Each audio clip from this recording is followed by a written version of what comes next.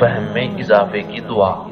ایک دفعہ حضرت عبداللہ رضی اللہ تعالی عنہ نماز میں حضرت صلی اللہ علیہ وسلم کے پیچھے کھڑے ہوئے تو آپ صلی اللہ علیہ وسلم نے ان کا ہاتھ پکڑ کر کھینچا اور اپنے برابر کھڑا کر لیا، لیکن وہ حیران پریشان کھڑے کے کھڑے رہ گئے۔ حضرت صلی اللہ علیہ وسلم نے نماز سے فارغ ہو کر پوچھا، تمہیں کیا ہو گیا تھا؟ عرض کیا کہ یا رسول اللہ، کیا آپ کے برابر کھڑا ہونا کسی کے لیے مناسب ہے؟ حالانکہ آپ تو رسول اللہ ہیں۔ حضرت صلی اللہ علیہ وسلم نے ان کے علم اور دینی سمجھ میں اضافے کے لیے دعا فرمائی۔ خدمت رسول صلی اللہ علیہ وسلم کا اجر۔ ایک مرتبہ رسول اللہ صلی اللہ علیہ وسلم نماز کے لیے بیدار ہوئے۔ حضرت عبداللہ بن عباس رضی اللہ تعالی عنہما نے وضو کے لیے پانی لا کر رکھ دیا۔ آپ صلی اللہ علیہ وسلم نے وضو فرما کر پوچھا کہ پانی کون لایا تھا؟ حضرت میمونہ رضی اللہ تعالی عنہا نے حضرت عبداللہ بن عباس کا نام لیا۔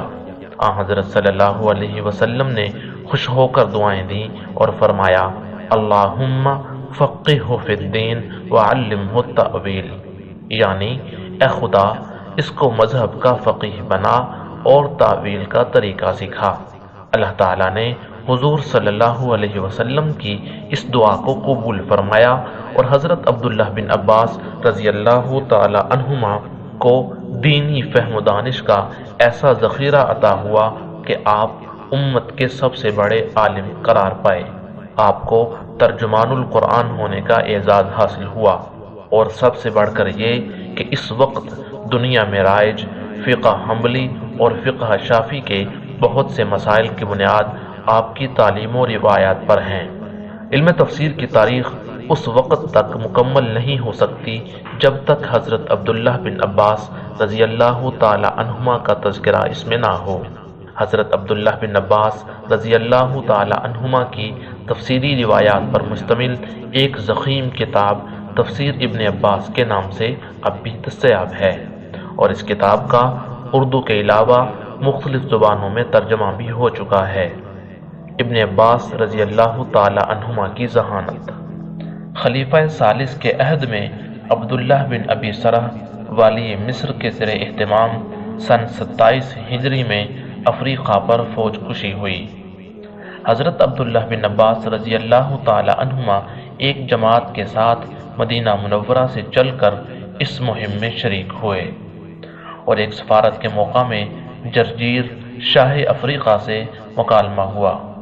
اس کو ان کی ذہانت و طباعی سے نہایت حیرت ہوئی اور بولا، میں خیال کرتا ہوں کہ آپ حبر عرب یعنی عرب کے کوئی عالم متبحر ہیں۔ عہد عثمانی میں امارت حج کی ذمہ داری۔ چونکہ 35 ہجری میں حضرت عثمان رضی اللہ تعالی عنہ محصور تھے، اس لیے اس سال وہ خود امارت حج کی ذمہ داری انجام نہ دے سکے۔ انہوں نے حضرت عبداللہ بن عباس رضی اللہ تعالی عنہما کو بلا کر حج کا امیر بنایا اور فرمایا، خالد بن عاص کو میں نے مکہ کا والی مقرر کیا ہے۔ میں ڈرتا ہوں کہ امارت حج کے فرائض انجام دینے پر شاید ان کی مزاحمت کی جائے، اور اس طرح خانہ خدا میں بھی فتنہ و فساد اٹھ کھڑا ہو، اس لیے میں تم کو اپنا قائم مقام بنا کر بھیجتا ہوں۔ حضرت عبداللہ بن عباس رضی اللہ تعالی عنہما اس خدمت کو سر انجام دے کر واپس آئے تو مدینہ نہایت پرآشوب ہو رہا تھا، اور حضرت علی رضی اللہ تعالی عنہ کو بار خلافت اٹھانے پر لوگ مجبور کر رہے تھے۔ انہوں نے ان سے مشورہ طلب کیا۔ حضرت علی رضی اللہ تعالی عنہ نے کہا، خلافت کے متعلق تمہاری کیا رائے ہے؟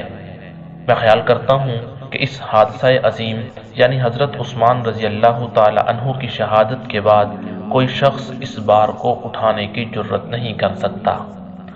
حضرت عبداللہ بن عباس رضی اللہ تعالی عنہما نے عرض کی، یہ ضرور ہے کہ اب جس شخص کے ہاتھ پر بھی بیعت کی جائے گی اس پر خون ناحق کا اتہام لگایا جائے، تاہم لوگوں کو اس وقت آپ کی ضرورت ہے۔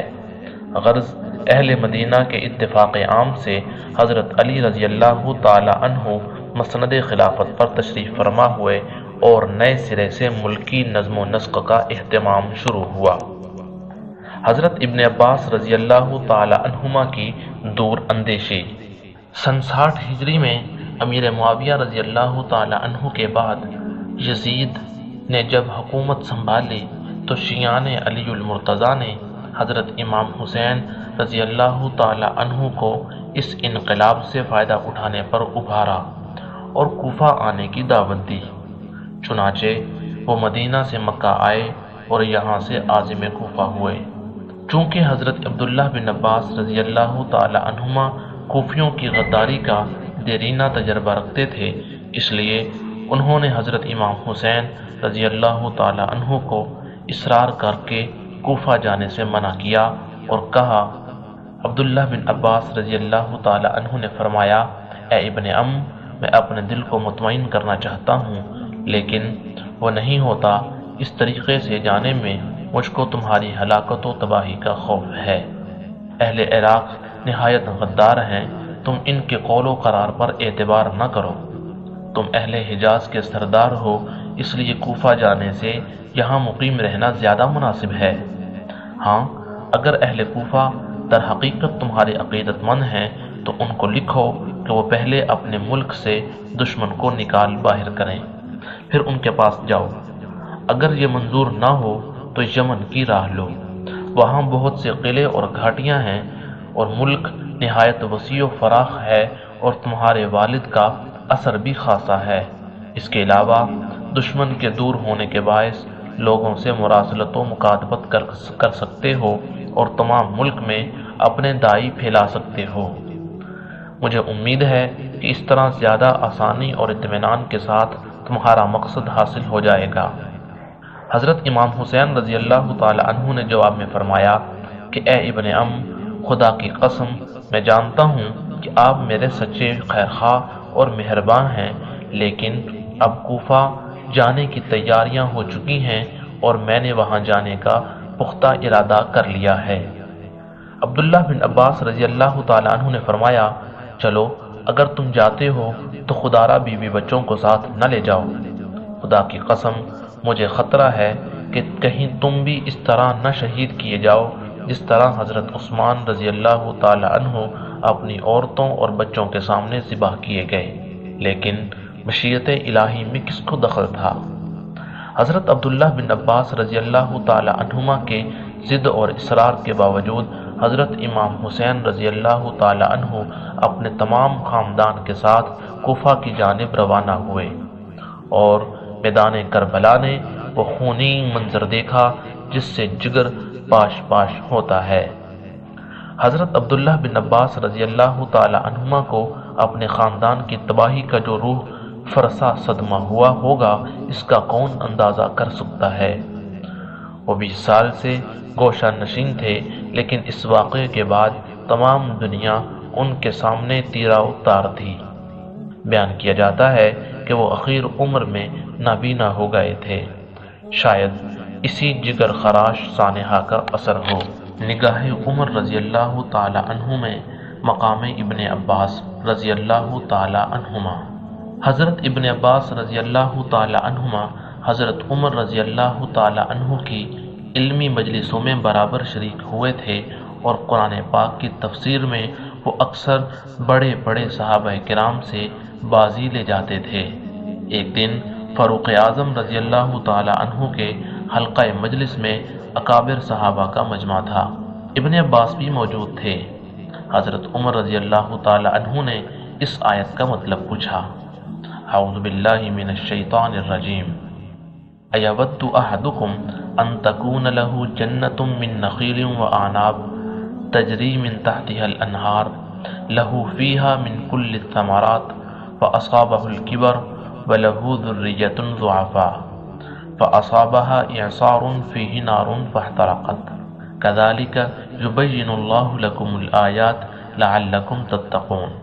ترجمہ: کیا تم میں سے کوئی اس کو پسند کرے گا کہ اس کا کھجور اور انگور کا ایک باغ ہو جس کے نیچے نہریں رواں ہوں، اس کے لیے ہر قسم کے پھل اس میں موجود ہوں، اور اس شخص پر بڑھاپا آ گیا ہو اور اس کے ناتواں بچے ہوں، اس حالت میں کہ اس باغ میں ایسا بگولا آیا جس میں آگ بھری تھی، اس نے باغ کو جلا دیا۔ اس طریقے سے اللہ تعالیٰ تمہارے لیے کھول کھول کر نشانیاں بیان کرتا ہے کہ شاید تم تقوی اختیار کرو۔ سورۃ البقرہ آیت نمبر 36۔ لوگوں نے کہا واللہ اعلم۔ حضرت عمر رضی اللہ تعالی عنہ کو اس بے معنی جواب پر غصہ آ گیا۔ بولے اگر نہیں معلوم تو صاف صاف کیوں نہیں کہتے کہ نہیں معلوم؟ ابن عباس رضی اللہ تعالی عنہما جھجکتے ہوئے بولے میں کچھ عرض کرنا چاہتا ہوں۔ فرمایا تم اپنے کو چھوٹا نہ سمجھو، جو دل میں ہو بیان کرو۔ حضرت عبداللہ بن عباس رضی اللہ تعالی عنہ نے عرض کیا اس میں عمل کی مثال دی گئی ہے۔ جواب وہ صحیح تھا تاہم ناکافی تھا۔ حضرت عمر رضی اللہ تعالی عنہ نے بتایا کہ اس میں دولت مند کی تمثیل ہے جو خدا کی اطاعت بھی کرتا ہے لیکن اس کو شیطانی وسوسہ گناہوں میں مبتلا کر دیتا ہے اور اس کے تمام اچھے اعمال برباد ہو جاتے ہیں۔